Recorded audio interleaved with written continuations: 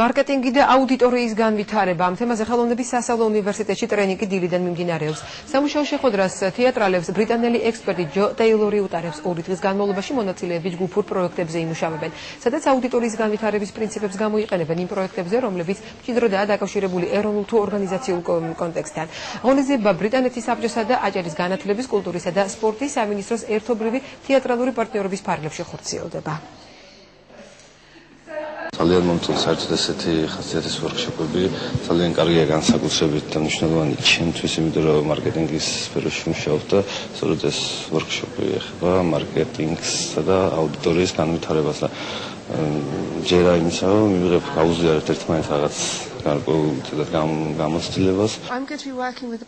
მოხარული ვარ, რომ ბათუმში ვიმყოფები. ორდღიანი სამუშაო შეხვედრის დროს მე ადგილობრივი თეატრის წარმომადგენლებთან ერთად განვიხილავ, რა იგულისხმება მარკეტინგისა და აუდიტორიის განვითარებაში, ამ პროცესის კავშირს შემოქმედებით და ფინანსურ მიზნებთან. ორგანიზაციული მასშტაბის მქონე ფოკუსის ჩამოყალიბებას აუდიტორიის განვითარებაზე. ვფიქრობ, სასიამოვნო და კარგი სამუშაო შეხვედრა გვექნება.